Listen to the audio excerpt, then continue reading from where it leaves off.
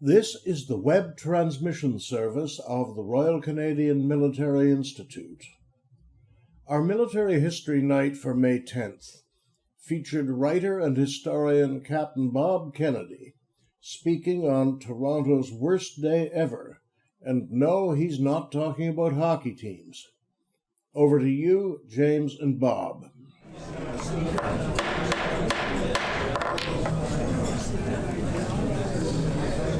Good evening, ladies and gentlemen, and welcome to tonight's Military History Night. I'm the new chair, James Ellis. Before I introduce this evening's speaker, I'd like to say a few words since this is my first official event as chair.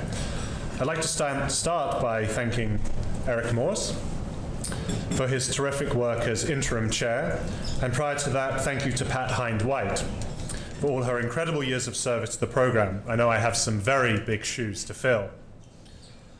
I'd also like to say thank you to Jim Lutz and Bill Hines for approaching me to take on this role. It is such an honor to have been asked to be involved in this incredible program. And finally, I'd like to thank my wife, Renee, who many of you know from dispatches as my good lady, Renee. Those of us with better halves know that their blessing is always required to take on new ventures. Thankfully, I have it, otherwise this would be quite an interesting cameo. So tonight's speaker began his unlikely military career with the Queen's York Rangers at the end of the Cold War. Trained in reconnaissance, logistics, and especially information operations, he served with an RCD battle group in Bosnia, in training missions from California to Norway, and with 32 Canadian Brigade Group headquarters here in Toronto before retiring in 2014. His adventures in the militia paralleled a career in journalism, starting in radio news, including 4 years in the Parliamentary Press Gallery. He moved to print and was eventually among those fired by the National Post when Conrad Black sold it. For the Army, Bob was the editor of the Garrison newspaper, and in retirement, he was until last year editor of The Fife and Drum, the Journal of the Friends of Fort York. He also recently completed a term as People's Warden of St. Thomas's Anglican Church. Long a member of the RCMI, Bob has an English degree from Victoria College, is a graduate of the Defense Information School at Fort Meade in Maryland, and holds an MA in War Studies from the Royal Military College in Kingston. He loves Michelle, his canoe, and his library. Ladies and gentlemen, please give a warm welcome to Captain Bob Kennedy.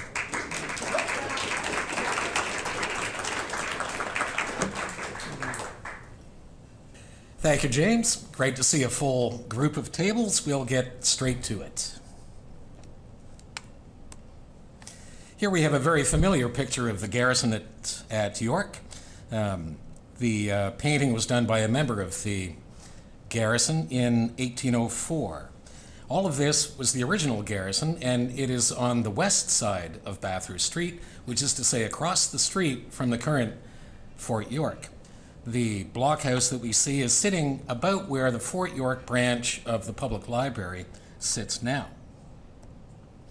So we'll quickly look at North America as it was in 1812, briefly the causes of the war, the early fighting prior to the Battle of York, Muddy York itself, the battle in some detail, the occupation in some detail, and finally the consequences of it all.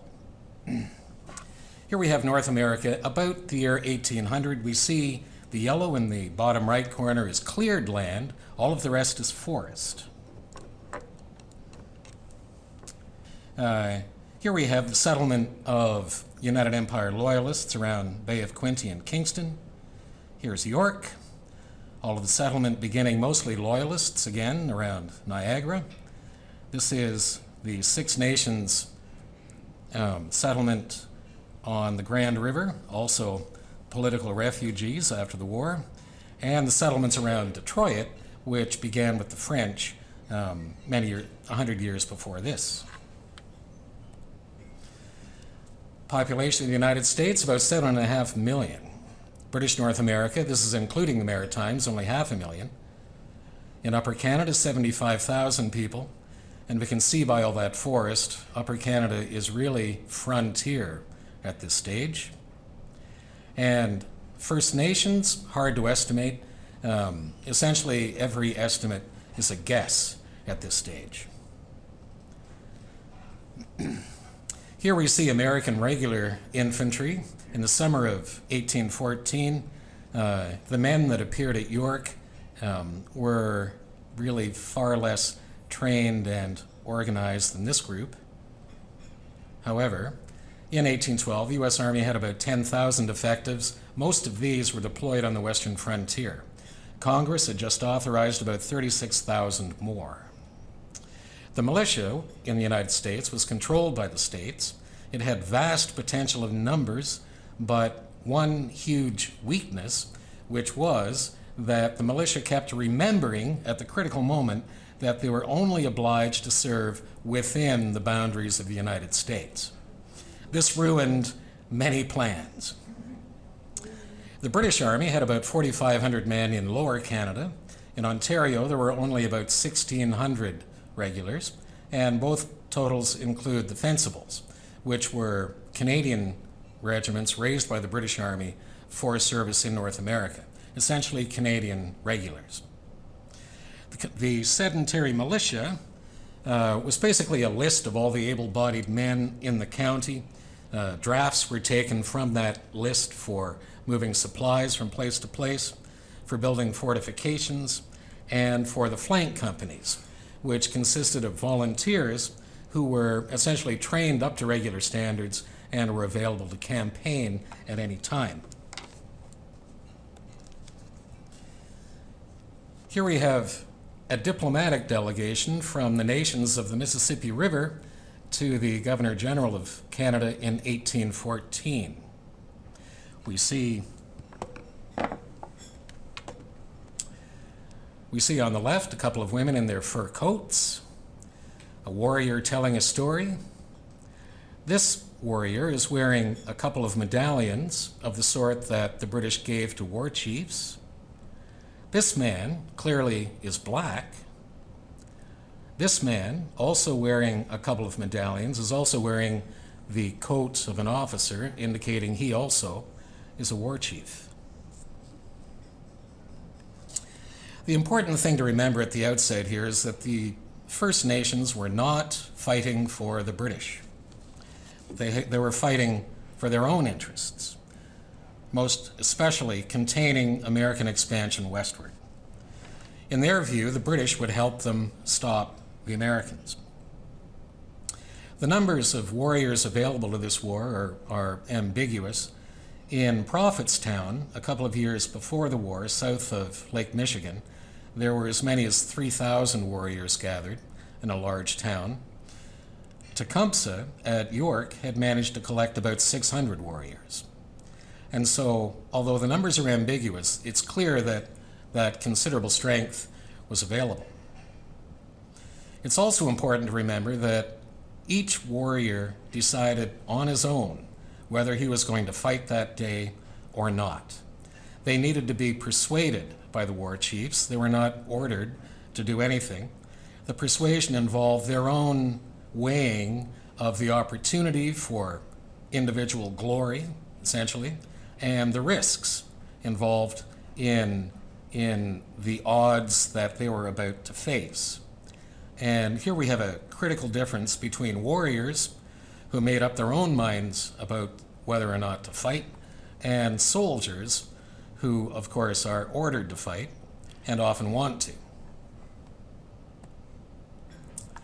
This painting was by a Swiss artist called von Steiger, and he made a companion piece of the diplomatic mission of the Chippewa nations to the government of Upper Canada in 1815.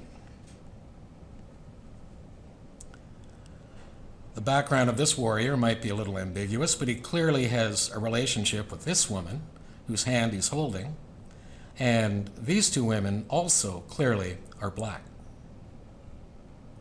I say again, this was the diplomatic delegation of the Chippewa tribes to the government of Upper Canada in 1815.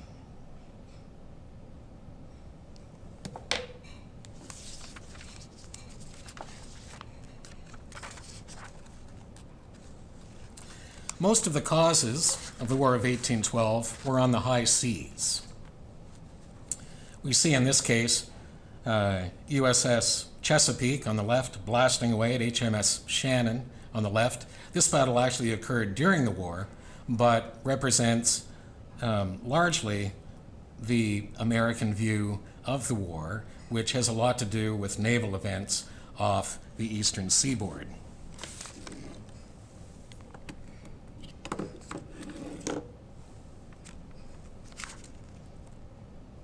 So, as far as the causes go, we're very much in the context of the Napoleonic Wars. The complicated trade embargoes involved in those wars were ruining U.S. commerce. The Royal Navy was stopping American ships on the high seas and literally kidnapping sailors off the ships. Perhaps 3,000, perhaps 6,000, according to American sources, were actually taken off American vessels and pressed into service in the Royal Navy. Why this was allowed to go on for as long as it did is a mystery to me. Also, the Americans were deeply suspicious that the British were supporting the First Nations in the Northwest, failing to appreciate that the First Nations needed no encouragement whatsoever to keep defending their lands against the settlers that were gradually infiltrating west of the Ohio River. What the First Nations did need, however, was muskets and ammunition, and I think business was booming. And of course, there was ordinary American expansionism involved, plus the feeling that the revolution had still not been finished. There were those British colonies to the north which were still under the yoke of King George. President Madison obviously is under pressure to actually do something about all of this. He needs to look tough. There's an election coming up in November. And so Congress puts together its resolutions for war and sends them to the president on the 18th of June. Now, this was by no means unanimous. In fact, in the House of Representatives, the vote was 79 to 49. In the Senate, 19 to 13. So they're not going into this with everything they have. And in fact, the New England states were not enthusiastic about this at all, and as the war carried on, they actually started talking about secession from the United States. That never happened, obviously, but trade with New Brunswick and Nova Scotia continued apace.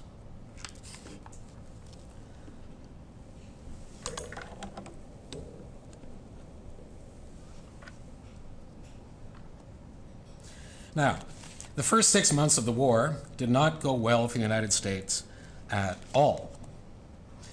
First of all, we have the elderly Brigadier General Hull, a Revolutionary War veteran, crossing the river from Fort Detroit with about 1,200 men, landing unopposed on Canadian soil. He issued a bombastic proclamation, did little else but frustrate his officers, and pulled his army back to Detroit after a month in Canada, worried about pretty well everything.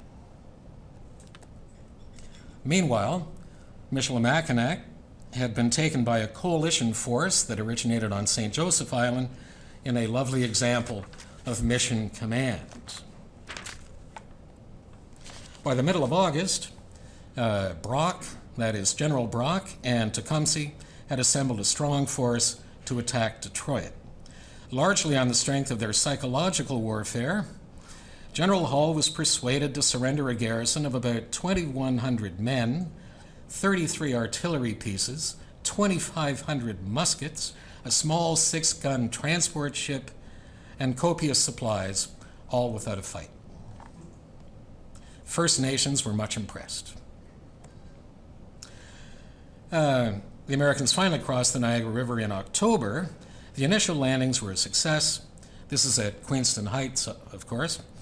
But the initial landings were not well supported, and by late afternoon, a force of regulars, militiamen, the Colored Corps, and Six Nations warriors had pushed the Americans to the edge of the cliff.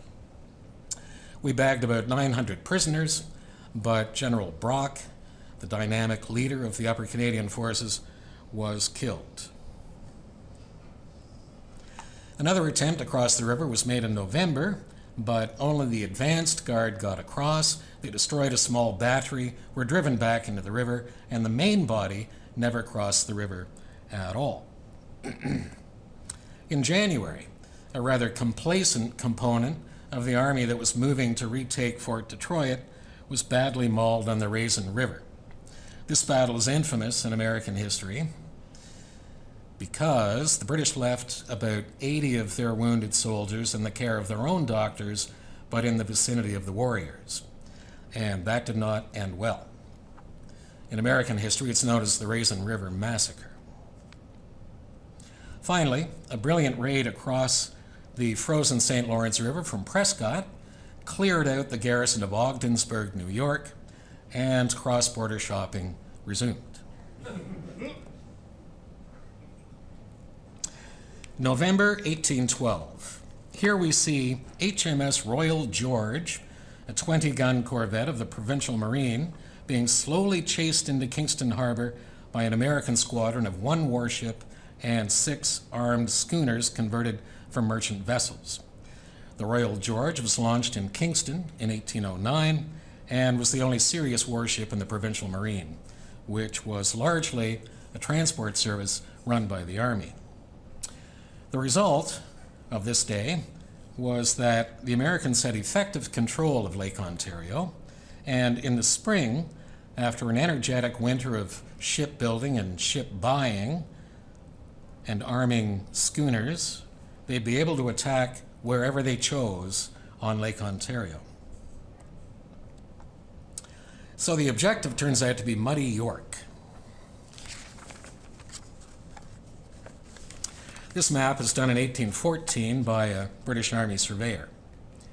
We see down here, there we are, we see at the bottom, the Toronto Islands are still a large sandy spit.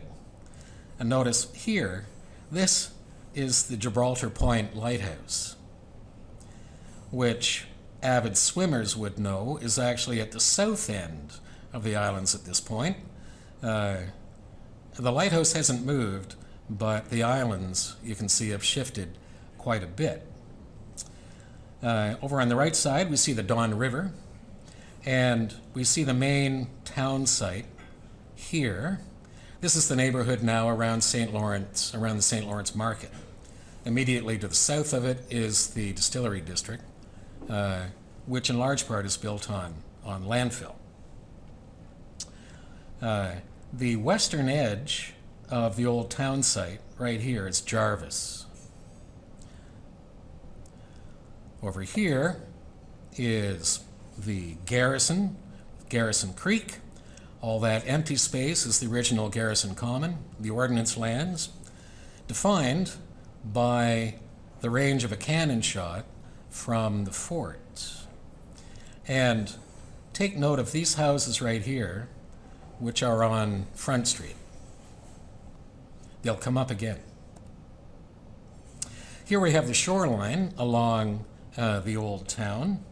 We see the homes of prominent citizens. Way over here in the distance, we see the original Parliament buildings, and these, of course, are on Parliament Street.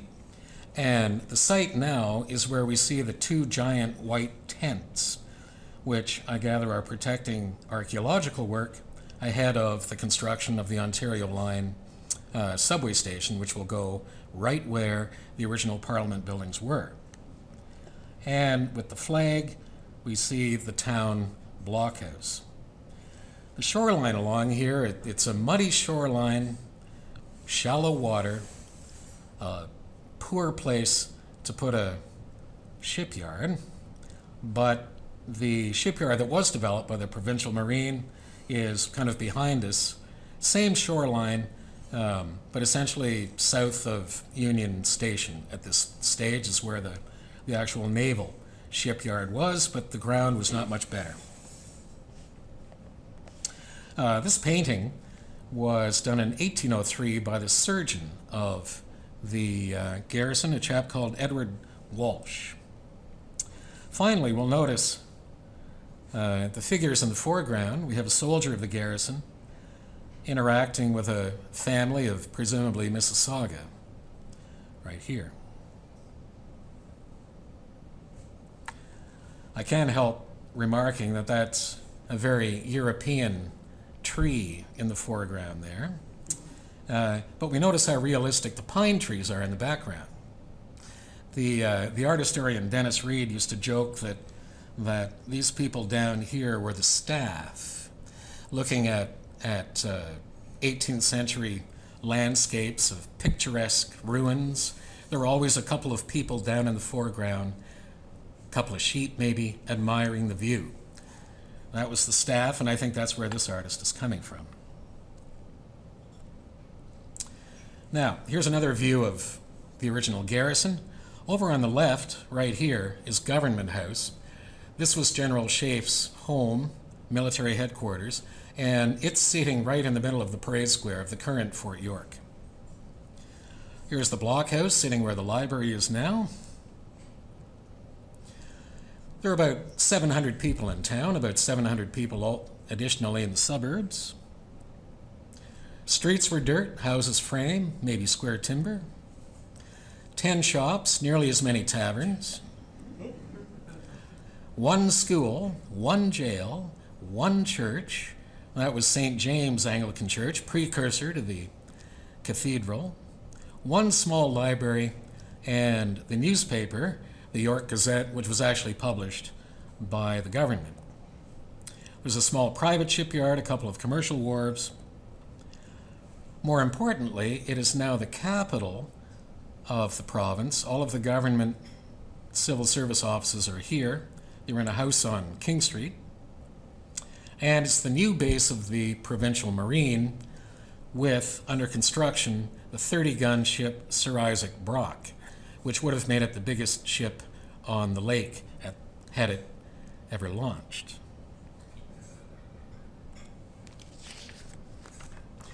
So here's the American Naval Headquarters, Sackets Harbor. It's only about 30 miles south of Kingston at the east end of Lake Ontario. And in the foreground is the USS Oneida, 18 guns, one of the warships that attacked York. We can see it's a bustling place, and in the distance there's a much larger ship on the stocks. Embarkation for the attack on York began on April 20th. 2 real warships, the Madison, brand new, of 24 guns, Oneida with 18, and 11 schooners. Some had been newly built over the winter. Most had been bought from merchantmen and converted and armed. The 2 largest were the Scourge and the Hamilton. Nearly 800 sailors, 65 Marines divided between the 2 warships. And the commander, the naval commander, was Commodore Isaac Chauncey, who had spent most of his career in the Navy and was in charge of the dockyard in New York City when the war began. Energetic man, devoted to the service, thoroughly competent, he was given the task of seizing control of the Great Lakes. Land component, nearly 1,800 soldiers. They're in marching order, and they're carrying 3 days of hard rations. Unfortunately for them, it took 3 days to complete the embarkation, and everybody spent 2 more days on the ships waiting for fair winds for York. Finally, 8 o'clock on the morning of April 25th, it's a Sunday morning, anchors away for York. The land component commander, Brigadier General Zebulon Montgomery Pike. He's 36 years old. He's a rising star of the expanding army. Already famous for his expeditions to the west, to Colorado and to New Mexico, partly looking for the source of the Mississippi. Pike's Peak in Colorado was named after him many years later. Energetic guy, very good soldier. He had raised and trained the 15th Regiment of Infantry and a couple of months before this expedition was promoted to brigadier and given command of the land component. He was the military brain behind this expedition. The expedition overall commander, Major General Henry Dearborn, a Revolutionary War hero who had since been holding some fairly lucrative civilian posts and was very politically well connected. 62 years of age, not normally considered old, but the troops called him Granny, and he was strangely disconnected from the whole affair. Pike was the guy running things. And Chauncey, these two guys could work together.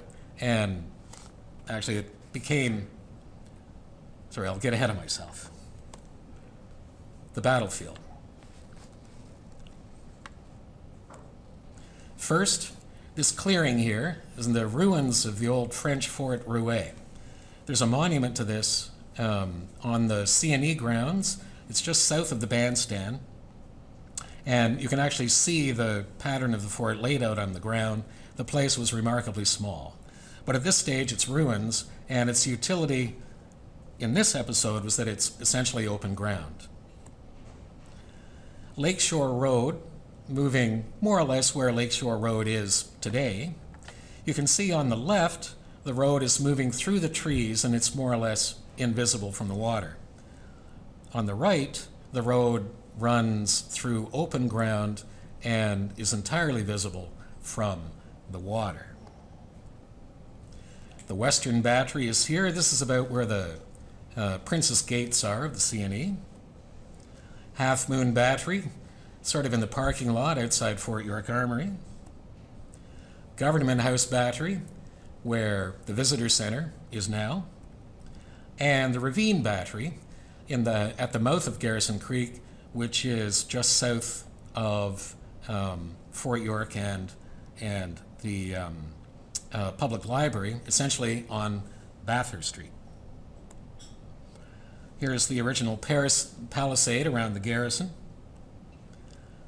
Brand new earthworks put up in April in anticipation of an American attack, and that wall of earthworks is the current western wall of Fort York as we see it today. And the garrison's hospital was somewhere in the ravine of Garrison Creek.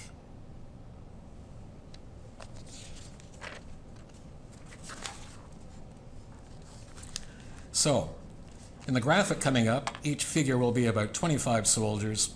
Each of the artillery graphics will represent 4 guns. Now, this graphic and the maps and the timings to follow are based on Robert Malcolmson's book, adjusted on the advice of Carl Benn, who is the other expert on this battle and a good friend of many of us here. A rival historian likes to point out that Carl was never a soldier, but neither was Robert Malcolmson, and so this account is kind of an assembly of what the old C.P. Stacy, the great military historian, used to call the military probabilities. American headquarters, 15 on the staff. The U.S. Rifle Regiment, nearly 180 guys. These are led by a frontiersman by the name of Benjamin Forsyth. He's a major. He's a Kentucky Indian fighter, as they used to say, and the core of his unit is men like that. Their task will be to secure the beachhead. 160 professional gunners. That's about 1,200 regular infantrymen. You have the 12-month volunteers, who are guys that signed up only for 12 months. These were the ones who were hoping it was going to be a short war, and they didn't want to miss all the excitement. Also, 100 gentlemen volunteers from Baltimore and Albany. And there's the American artillery. They have 8 field pieces, and on the ships, 85 much heavier guns. So, Total of nearly 1,800 in the expeditionary force. Canadian headquarters, about the same size. The Canadian commander at this stage is Major General Roger Schaeff. He had been Brock's deputy and actually saved the day at Queenston Heights the previous autumn, but he was not very popular, either with the troops or the townspeople, and he had been sick for much of the winter. There are about 75 warriors, only 16 gunners, but they're augmented by a company of militia gunners, and a grand total of 355 regulars. Most of them in two companies from the 8th King's Regiment. We've got the Grenadier Company and we've got a line company. There are 28 guys from two other regiments who just happened to be heading to Fort George and were stopped at Fort York, and it was just their bad luck. Then a strong company of the Royal Newfoundland Regiment. These guys are professional soldiers and will have a lot to do with the battle. Canadian regulars, light infantry, the Glengarry Regiment of Light Infantry Fencibles, 62 guys, and the Incorporated Militia of Upper Canada. There are about 25 infantrymen and about 25 gunners working with the Royal Artillery, and these guys are effectively regular soldiers also. Militia, 1st York from the suburbs, 140 guys, 200 in the 3rd York. This is the Towns Battalion, and about 100 more odds and ends in the Quartermaster's Department, Provincial Marine, stuck in town, and for some reason 20 guys from the Durham Militia. And here's the artillery we have to meet the Americans: 2 field guns and 12 emplaced heavier guns, and some of these were actually from Simcoe's time, captured from the French in the 7 Years' War, and a few of them had actually been condemned. The Americans put some of them on their ships and actually threw them overboard because they realized how useless they were. So, there we have the opposing armies. On the Crown side, just over 1,000 men. Some of the uniforms at York: this is the U.S. Rifle Regiment. We have a sergeant in the Rifle Regiment carrying a 54 caliber rifle, which would stop anything, I'm guessing.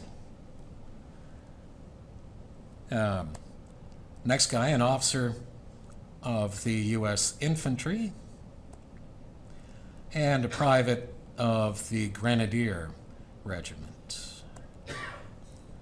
Private in the Incorporated Militia of Upper Canada. This is actually in 1914 when they have entire uniforms. Here's one of the local militia with his own musket. And we have the better class of militiamen. The leading citizens in this town were very much part of this fight. One of the magistrates, Donald McLean, was killed fighting with the Grenadiers. Another guy, Sheriff Beakey, only noticed the bullet hole in his cape when he got home. The 6 images we've just seen here are by Greg Legg. New illustrations. Greg is in the Niagara Peninsula. They're owned by the Ensign Heritage Collection, and all courtesy of Donald Graves, the historian. There were black soldiers involved in this fight, and consider Private Robert Scott. We see his will on the right. Why did he have his will prepared in the summer of 1812?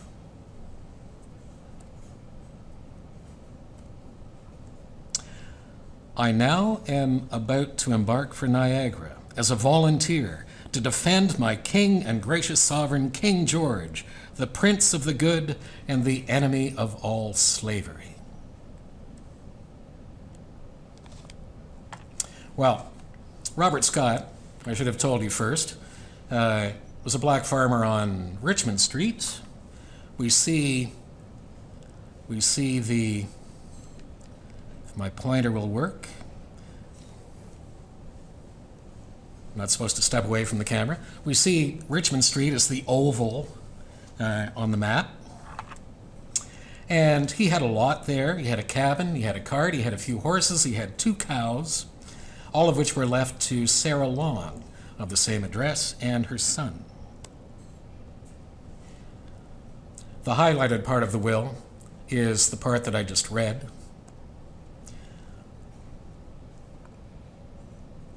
However much discrimination Robert Scott and his family faced, and they surely did, and whatever the king's opinion of slavery, Robert and his black friends knew that their prospects under any new Republican government here would be severely diminished.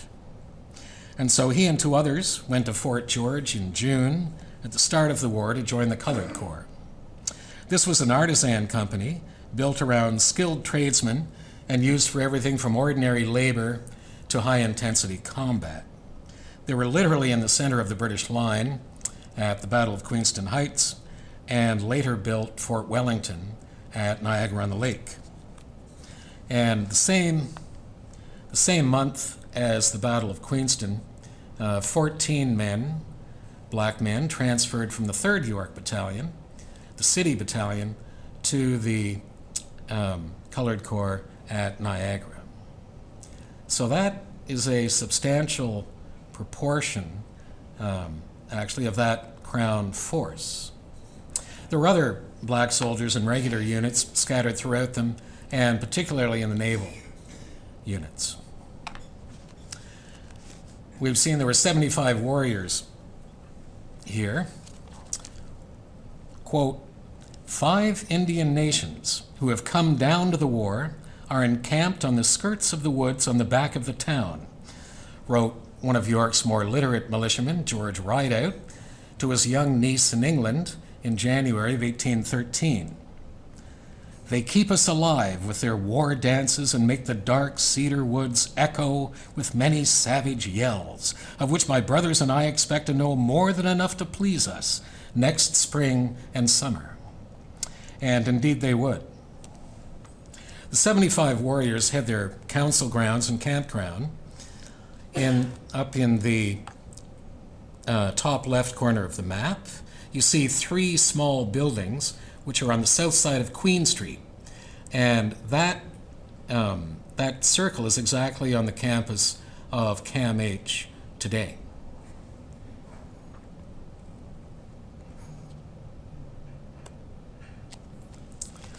Among the 75 Mississauga warriors from all over central Ontario, the Chippewa of Georgian Bay and Lake Simcoe, and with them was one of their war chiefs, Chief Yellowhead, and his son. They're dressed more or less like this. This is a reenactor from Fort York.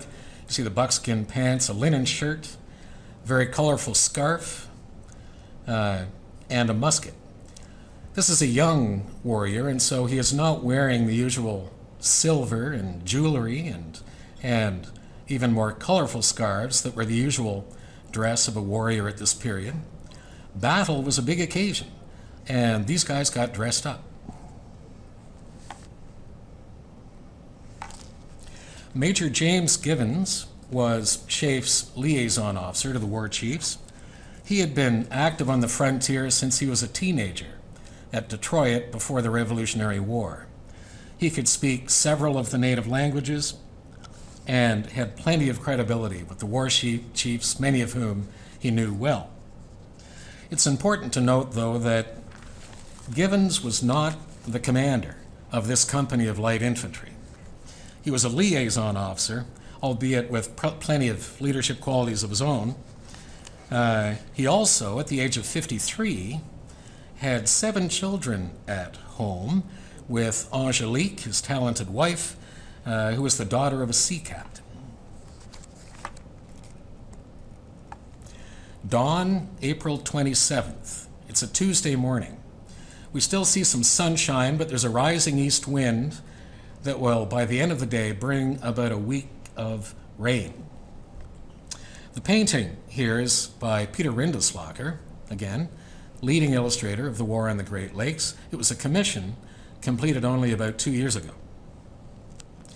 Leading the squadron at the left is Chauncey's flagship, the 24-gun Madison, following 4 armed schooners. The remaining 7 schooners are off canvas to the right, along with the other warship, USS Oneida. The schooners, you can see, are all towing flat-bottom boats. These will be the landing craft, and the decks are crowded with officers and sailors anticipating the day. The ships are packed, and it had been a miserable crossing. The enlisted men spent the entire period waiting at Sackets Harbor and the crossing confined below decks, where no cooking was allowed and there were no toilets. Heavy squalls, many of the men sick, wrote one junior officer. But no one was thinking about that now. So, 7 o'clock in the morning, more or less, the first American wave is being blown off course to the east. They intended to land at Fort Rouet. They've ended up over by the Boulevard Club and have, in doing so, managed to outdistance the Warriors.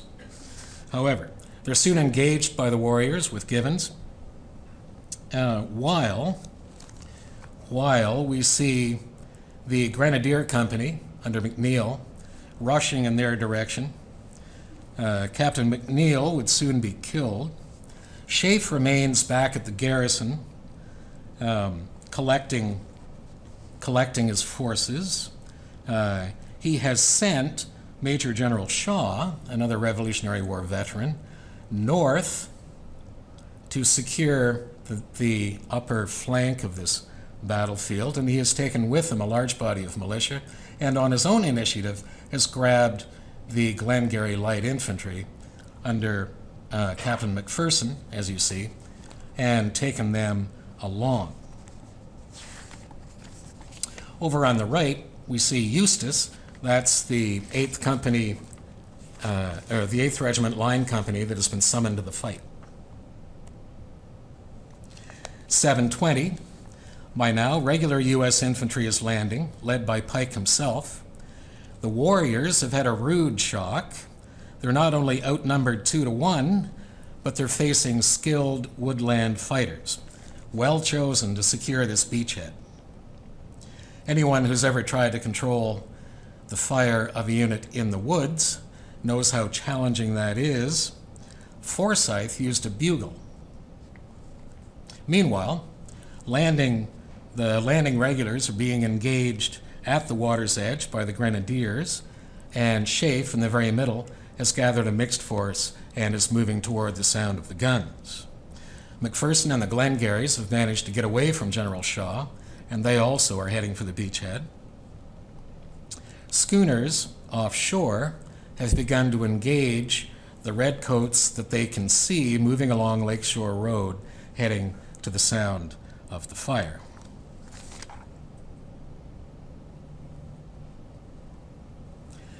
"20 minutes later, American regulars continue to pour ashore. According to Malcolmson, Schaiff's force, we see it in the middle, attacked across the clearing, an unlikely and predictable disaster since the Americans were still in the tree line. Carl says they were simply driven back through the woods. The Glengarrys under McPherson are engaging from the northern flank, but the Warriors have vanished. Some have made their way to Given's house, where Angelique has famously cleared the dining room table and is dressing wounds. By mid-morning, Pike has all of his force ashore, including his field artillery, and he's advancing toward the batteries with his fifes and drums playing and banners unfurled. The regulars, Crown regulars, have withdrawn to the Half Moon Battery, awaiting orders from Schaeff, who by now is up on King Street. The rest of the militia, collected in the ravine of Garrison Creek, is still waiting for orders from their own commanding officer, William Chewett, who was hard to find, apparently, in this whole episode. The ships, meanwhile, have begun to engage the heavily outgunned batteries on shore. And that's when disaster strikes. Somehow, the portable magazine at the Western Battery was ignited, and the entire thing blew up. About 30 men here are killed and wounded, some of them badly burned.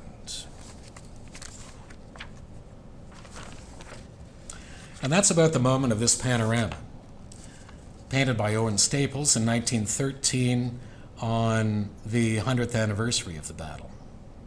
It's not entirely accurate. There are too many American ships. The distances have been condensed, but we get the general idea. By 1300, Schaeff has decided to preserve his remaining regulars and abandon the fight. They've collected up on King Street without retrieving their packs and greatcoats from the garrison. He orders Captain Tito Lelièvre of the Royal Newfoundland Regiment to blow the magazine to prevent the 300 or 400 barrels of gunpowder from falling into enemy hands.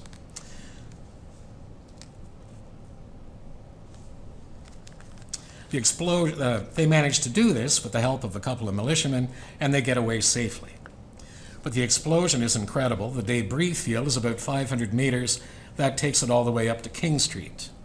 The raining timbers, rocks, and cannonballs account for most of the American casualties, mainly the men who are at the front of the column, including Pike himself. This episode ends the fighting. Schaeff orders the leaders of the militia to make the best terms they can, and he leads his bloodied regulars toward the Don River on their way to Kingston. One of the militiamen later remarks that they were left standing on King Street, standing like sheep.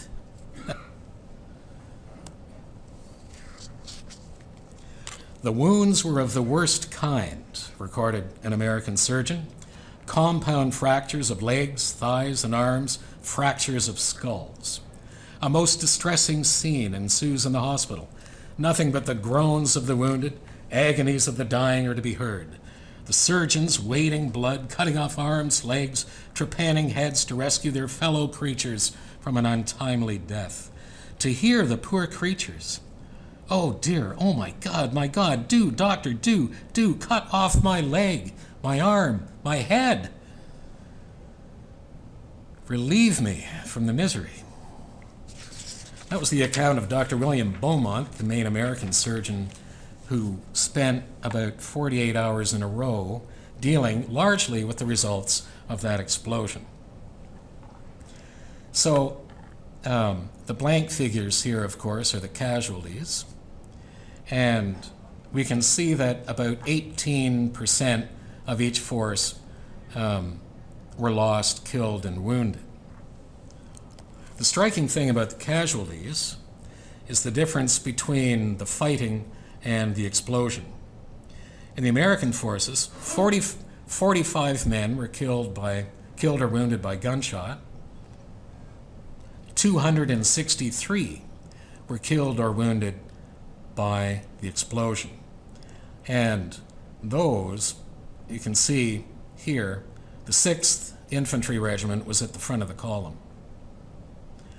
On the other side, you see that it's the 8th Regiment, largely the Grenadiers, who took the greatest punishment. So, terms of capitulation, as they were called, essentially all regulars, militiamen, and sailors will immediately surrender, which they did. All of them were paroled or listed for exchange, except one naval officer, which was taken back to Sackets Harbor because they really wanted to get one guy back from Kingston, and they wanted to do a physical exchange. The rest of this is all on paper, and everybody stays where they are. So, terms are that all public stores will be seized, private property of citizens will be guaranteed safe, government papers would be unmolested, and surgeons were not considered prisoners. The picture on the right is a painting by James Coburn of Kingston Road in the 1830s. This is the road the poor regulars spent a week straggling along toward Kingston. Nobody along the way helped them at all because they were afraid there was an American force following right behind them. So, we get to the occupation. The American troops were here for 5 days. They began re-embarking on Saturday, May the 1st, getting the wounded on board ship, and completed their embarkation on May the 2nd. And then they spent a week in Humber Bay waiting for the winds to change. Here we see those buildings on Front Street that I had pointed to earlier. The big house, the big white house on the left is the home of George Cruikshank, head of the commissariat. The building in the middle is the home of Sheriff James Beakey. The little white building beside it is the Halfway House Tavern. The last one in the row is a government storehouse, and you can still see evidence of fire along the roof line. You'd think putting a tavern right beside the sheriff's house would discourage patrons, but we can only imagine the scene inside that place on the afternoon of the battle. None of these guys had had breakfast or lunch. Most of the looting in town took place Tuesday night and on Wednesday, and it was the empty houses, as well as the warehouses, that were pillaged. There were no reports at all of women being molested, and if anything of the sort had happened, we can be sure that the young John Strawn, rector of St. James, who was pretty well everywhere that week, would have taken the outrage directly to General Dearborn. As it was, the disinterested Dearborn was repeatedly harangued through the week, including by a militia lieutenant, for all of the looting that had been going on, and Dearborn essentially went back to the ship. Penelope Beakey, the sheriff's wife, returned home late in the day to find it being looted, and as she wrote to her brother, "Will you believe it?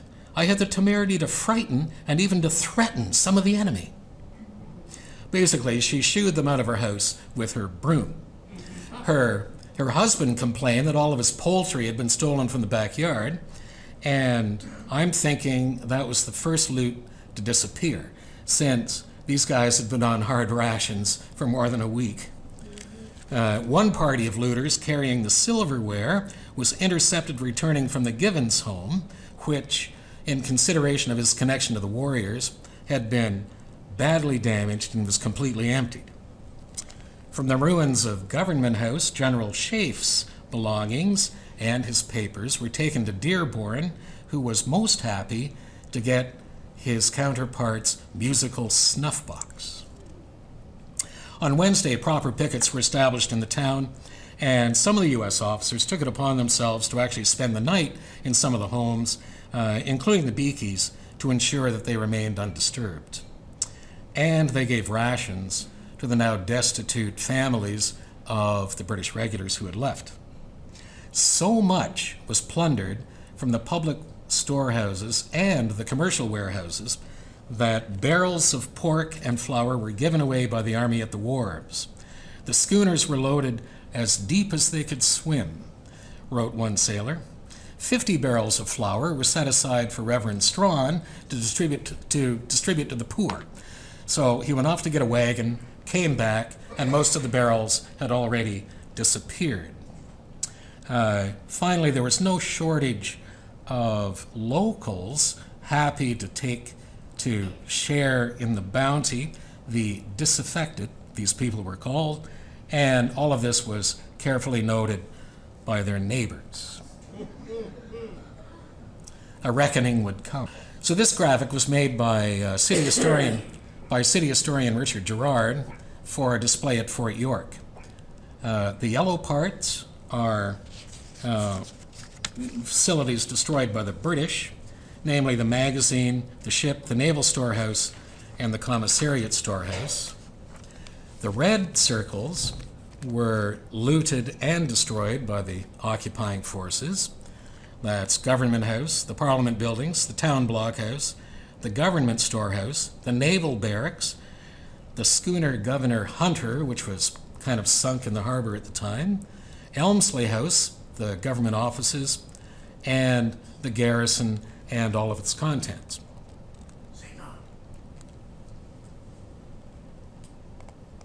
Blue, the blue circles, just homes looted by troops, and the orange ones were looted by the locals. And also the printing press was broken up, the jail was emptied, and even the library was stolen. Private claims for losses suffered during the battle and the occupation were considered by a government board immediately after the war, but exactly nothing was done. So a second process was begun in 1823, and it produced results. Across the province, several thousand claims were made, and from York, as a result of the battle, there were about 20 claims that were accepted from a very broad range of individuals. We see here the claim from Mary Marshall, one of two that were made by women, an independent widow at the time. She was the housekeeper for the government offices on King Street. We see that she lost all of her silver, all of the bedding, all of the kitchen utensils, everything she wore, 56 pounds worth, certified by no other than George Cruikshank himself, whose signature you see at the bottom of all that. Finally, at the other end of the spectrum, we have Ed McMahon, Esquire. Ed was the chief clerk of the province, living at Government House, acting as Shafe's military secretary. I don't think he was married, and the details of this claim had to provide fuel for gossip for years. Left behind in the destroyed quarters, we see his wardrobe. The man had 13 vests, all those pantaloons, 30 linen shirts, 12 of them new, 32 neck handkerchiefs, 13 gold guineas, which had to make at least one American soldier very happy, and let's see.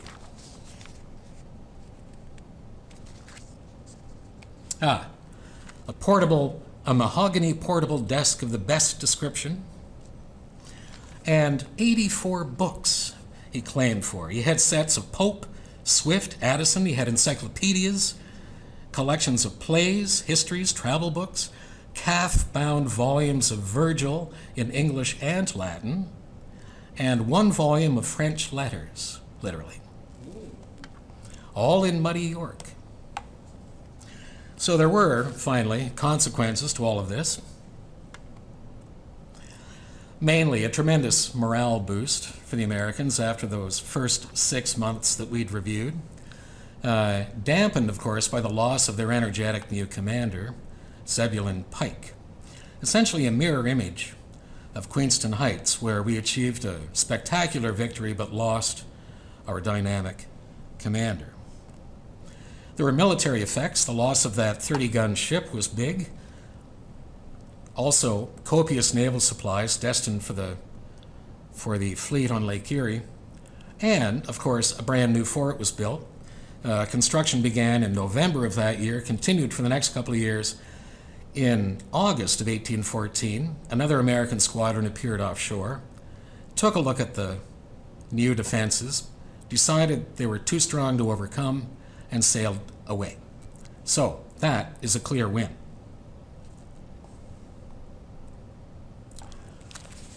Another consequence, the seeds of the militia myth, imported from New France, were planted firmly at York in the wake of this battle.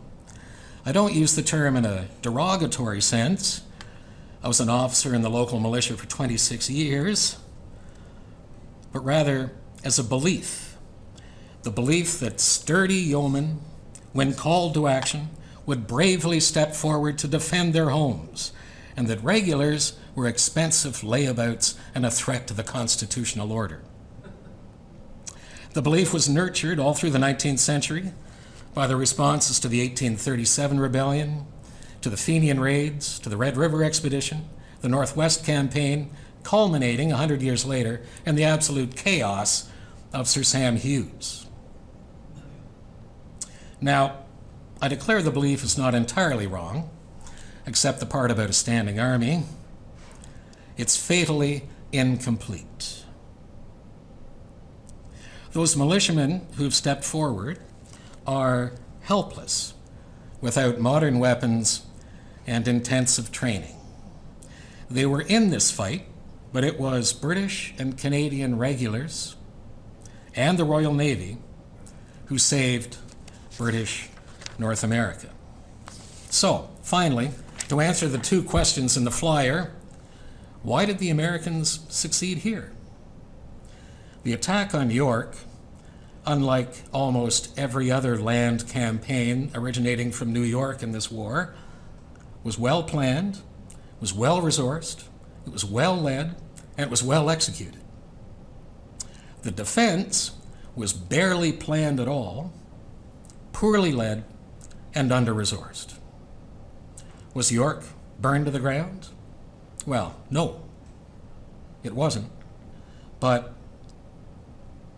it still had, I'm sure, Toronto's worst day ever. And that's all there is.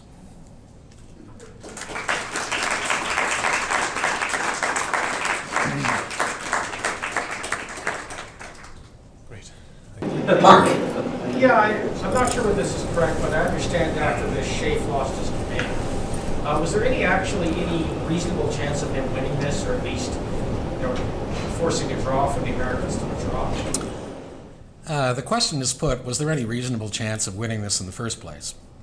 And it was just as true in this case as it has been ever since that you need to stop the landing on the beach.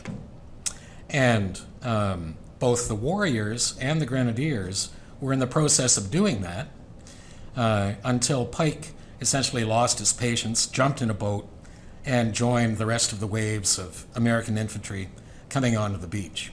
And quickly they were overwhelmed. So Schaeff did lose his command. He was transferred to Montreal into a sort of a garrison command thing, and then recalled to England, where he basically lived out his life as a country gentleman, largely unfazed by the opinion of the families of York. So I think the short answer was no. I don't think they could have stopped this with the resources they had and the fact that they had no plan to speak of, really. Mike. The last photograph you had, was that the White House under construction, or? Oh, yeah. I got carried away with my Militia Myth thing. The last consequence, was said to be the burning of the White House. As a political justification, it's not actually real. The connection was made the following autumn in Parliament. An opposition member asked the Prime Minister, how are we letting our forces get away with these dastardly actions like burning the White House? And the Prime Minister's answer was, well, last year they actually burned the Parliament buildings, which was a one-story brick building, in the capital of Upper Canada.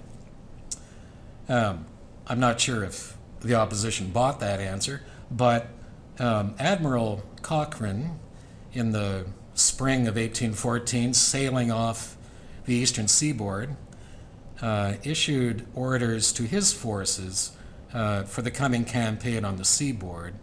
And he said, essentially, bearing in mind the atrocities that have occurred over the past winter on the Niagara frontier and on the shores of Lake Erie, go ahead and lay waste to the shores of Chesapeake Bay. which they largely proceeded to do. The soldiers did not much care about the Parliament buildings in York, but they were perfectly aware of what had been going on along the Niagara frontier. And like most wars, the longer it goes on, the nastier it gets, and so it was in Niagara. So, was it retaliation for burning the White House? Not really, but it worked in Parliament. Do you agree that this conflict was just a continuation of the American Revolutionary War, and what happened in between this conflict and that? The question is whether or not this was essentially a continuation of the Revolutionary War. Several books have been written on that very question, all of them by Americans. One of them called The Civil War of 1812. And frankly, I think it's all overstated. We notice there were indeed Americans who felt the revolution had not yet finished. And also, the British were still a problem. In the wake of the Revolutionary War, they had never really accepted the idea of an independent, sovereign United States. It refused for many years to vacate the forts in the northwestern frontier until they were forced 10 years after the war to do so. I think the short answer is no, but it did complete the revolution in the sense that following all of this, the British finally treated the Americans with some respect, particularly on the high seas. And for that, the Americans consider this to be a win. The rest of us don't, but many of them do. Doctor. Wasn't the strategic goal to capture or destroy the rock that was being built? So when the Americans attacked York, were they aware of the ship that was being built that was going to be able to control Lake Ontario? Yeah, the question is, were the Americans aware of the construction of a 30-gun frigate at York? And the answer is very much so, and that's why they came.